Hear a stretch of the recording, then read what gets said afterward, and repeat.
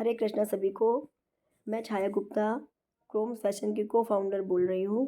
मैं अपने प्रोडक्ट की बहुत सारी रील डालती रहती हूँ। आप लोगों ने बहुत लाइक किया। आपने लोगों ने कहा कि आप इतना घूमती हैं, कोई रील भी बना के डालिए, कोई ब्लॉग बनाइए। तो ये मेरा पहला ब्लॉग है महाकुंभ यात्रा पे। हम 3 तारीख को, जिस दिन शाही स्नान था, वंदे भारत से महाकुंभ के लिए गए थे। हमारी ट्रेन प्रयागराज जंक्शन पे पहुंची थी। मैं गुड़गांव से, मैं और मेरी आंटी और बाकी हमारा बहुत बड़ा ग्रुप था 67 लोगों का। हम प्रयागराज जब पहुंचे जंक्शन पे तो वहाँ हमने देखा बहुत भीड़ है। फिर हमने वहाँ पर बाइक सेवा ली, क्योंकि वहाँ कोई और सेवा नहीं चल रही थी। और 29 तारीख को जो स्टैम्पेड हुई थी, उसके बाद बहुत सारे रास्ते ब्लॉक कर गए थे। पर जो हमारे प्रभु जी नवनीत दास जी ग्रुप को ले गए थे, उन्होंने कहा आप लोग पेशेंस रखिएगा और आप लोग को बाइक सेवा मिलेगी। तो बाइक पे हम लोग 1 या 2 लोग बैठ रहे थे। 200 रुपीज़ पर पर्सन था। मैं ये ब्लॉग इसलिए बना रही हूँ और आप लोग को सारी बातें इसलिए बता रही हूँ ताकि आप लोग आगे जो अब जा रहे हैं, जो भी 10, 12, 15 दिन बचे हैं आप लोग को, तो आप लोग को असुविधा नहीं हो। अगर आप एक भक्त की तरह जा रहे हैं तो आप अवश्य ही स्नान करेंगे और मज़े करेंगे। लेकिन अगर आप सिर्फ एक घूमने के पर्पज़ से जा रहे हैं तो आप लोग को तकलीफ़ हो सकती है, क्योंकि आपको पेशेंस रखना बहुत ज़रूरी है। सरकार ने बहुत व्यवस्था की हुई है, लेकिन सारी व्यवस्थाएं इसलिए हिल जाती हैं कि पब्लिक बहुत आ रही है। तो हमने वहाँ से, काफ़ी लंबा डिस्टेंस था, 10 किलोमीटर का। बाइक पूरे रास्ते जा भी नहीं रही थी, कहीं कहीं पर रुक भी जाती थी। वहाँ से हमें दूसरा चेंज करना पड़ता था। कभी कभी थोड़ा सा आप ऐसा भटकाव सा भी हो जाता था कि भाई कोई आगे पीछे हो गए, क्योंकि बाइक पे एक बार में 1 बैठे हैं या 2 बैठे हैं। सामान आप लोग कम से कम ले जाइए। हम तो सिर्फ एक छोटा पिट्ठू बैग लेके गए थे और एक और ले गए थे जिसमें हम स्नान के कपड़े रख के ले गए थे। एक बार हम थोड़ा सा रास्ता मिसगाइड हो गए तो वहाँ पर कुछ भैया लोग लगे हुए थे सेवा में, उन्होंने हमें फ्री सेवा भी करी और हमें एक डेस्टिनेशन तक पहुँचाया। तो मुझे बहुत अच्छा लगा कि ऐसा नहीं है कि जैसे अधिकतर धार्मिक स्थलों पर आपको लगता है ना लूट पाट होने लगती है, ऐसा यहाँ पे कोई लूट खसोट नहीं थी। जो भी प्राइस था वो वही ले रहे थे। पुलिस वालों को भी बहुत मतलब चीज़ें पता थी, वो हमें बता रहे थे, लेकिन वो उनको बहुत ज़्यादा आइडिया नहीं था, क्योंकि जहाँ की वो उनकी ड्यूटी थी उनको उतना ही पता था। और वो बार बार पूछ भी लेते थे। अगर हमसे कुछ पूछते थे कि भाई हम इधर जाना उधर जाना, तो वो पूछते थे कि आपसे ज़्यादा पैसे तो नहीं लिए, 500 तो नहीं लिए, 1000 तो नहीं लिए।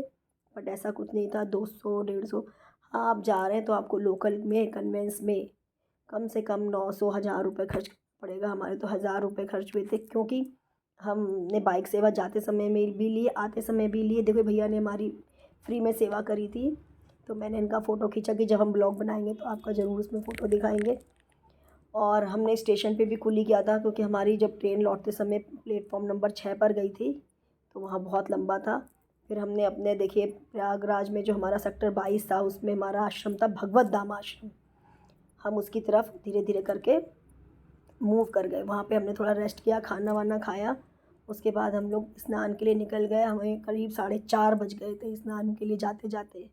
वो रास्ता भी काफ़ी लंबा था। आप ये समझ सकते हैं कि हमें 1.5 से पौने 2 किलोमीटर चलना पड़ा। रास्ते में हमने कैन लिया जल भरने के लिए, क्योंकि बहुत लोगों ने कहा था कि जो है हमारे लिए जल लेके आइएगा। कुछ हमारी आंटी ने तो कपड़े ही चेंज करके गई थी कि चलो भाई फटाफट जाएंगे गंगा जी में डुबकी लगाएंगे। बहुत भीड़ थी, पर मौसम शाम का था, अच्छी हवा चल रही थी, ठंडा ठंडा सब लग रहा था। और हमने वहाँ थोड़ा मौज मस्ती करते हुए, फ़ोटो खिंचाते हुए धीरे धीरे करके आगे बढ़ते रहे। फिर हम एट लास्ट अपने डेस्टिनेशन संगम स्नान पर पहुँच गए। वहाँ जाकर हम लोग ने अपने जैसे जैसे जिसको कपड़े चेंज करने थे करे और अपना नहाने की तरफ प्रस्थान किया। जब हम लोग ने वहाँ पर नहा लिया तो हमें बड़ा मतलब एक अच्छी सी फीलिंग आ रही थी कि हाँ देखो हम इतनी मेहनत के बाद यहाँ पहुँचे हैं। और बहुत सारे लोग आए हुए थे वहाँ पे। हमें नहाने के बाद जो हो सकता था, जितनी हमने पूजा कर सकते थे या जो भी हमें वहाँ मिल रहे थे, फूल का दोना था 20 रुपए का, लोटे में दूध था 20 रुपए का। ऐसा नहीं था कि कोई 50 मांग रहा है, 100 मांग रहा है। केन के भी हमें 50 रुपये लगे। क्योंकि मैं बहुत सारी रीलों में देखती हूँ, लोग कहते हैं बहुत भीड़ है। देखिए हम लोग यहाँ पे चाय कहाँ है, रास्ते में अगर आपको चाय पीनी है वो 10 या 20 रुपए की थी। जगह जगह देखिए हमने नहाने के बाद भी फ़ोटो मीठी खिंचाई, चाय उसमें आप राधा देख कृष्ण की सकते फोटो हैं। होकर के संगम पर सूर्य नमस्कार किया। बहुत अच्छा लग रहा था। शाम का समय था तो और भी लोगों की भीड़ बढ़ती जा रही थी। दिन में थोड़ा सा हल्का था रश, लेकिन शाम होते होते फिर लोग ठंडा ठंडा मौसम करके नहाने की तरफ आ गए थे। फिर उसके बाद हम लोग जो है थोड़ा सा वहीं पर घूमे, देखा कि भाई कितना लंबा घाट है, क्या है। फिर हम अपने रूम की तरफ लौट आए। भागवत आश्रम में हमारा ये रूम था, बहुत अच्छा था। हमने थोड़ा रेस्ट किया इसमें और अगले दिन के लिए भी अपने कपड़े वपड़े रखने का तैयारी की, क्योंकि उसके बाद हमने थोड़ा सा रसोई में सेवा दी थी, बर्तनों को धोने के लिए सेवा दी थी।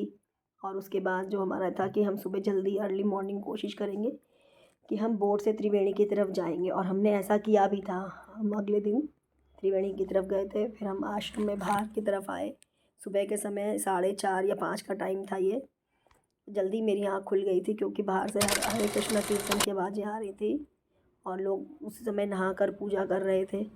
और तो मैंने कहा चलो भाई इसका भी पूरा दिखा दूँ आप लोगों को, कितने बढ़िया टेंट बने हैं।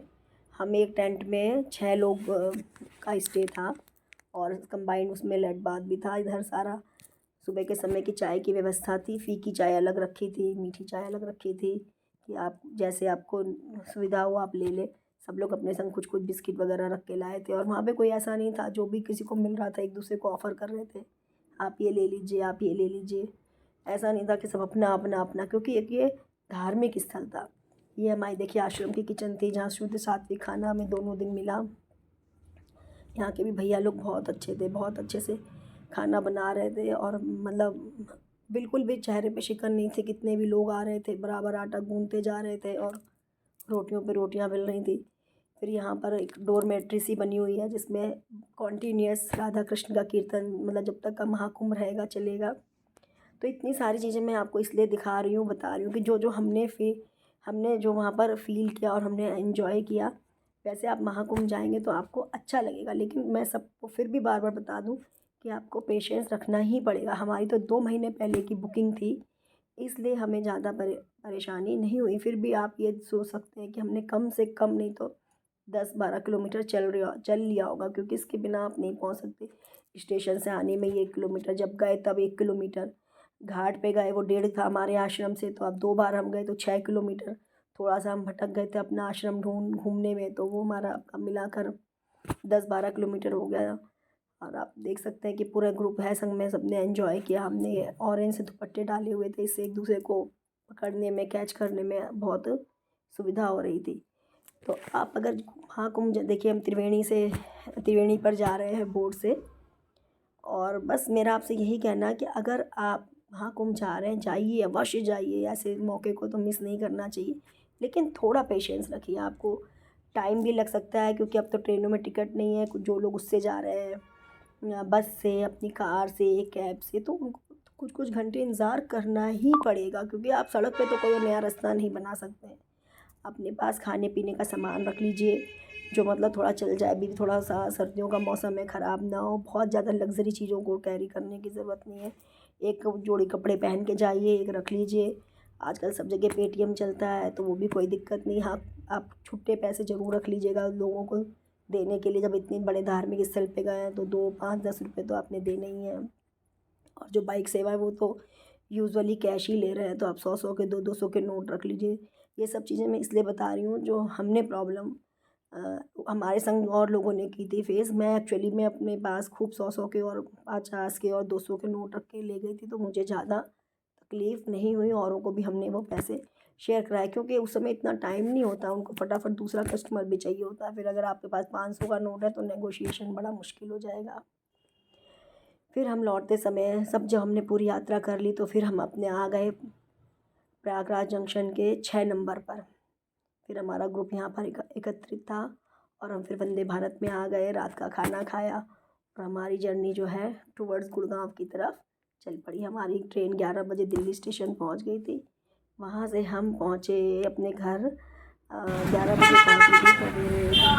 तो देखिए भैया लोग हमें मिल गए आगे, और इन्होंने हमें कहा कि हम आपको फ्री सेवा के लिए यहाँ पे घूम रहे हैं।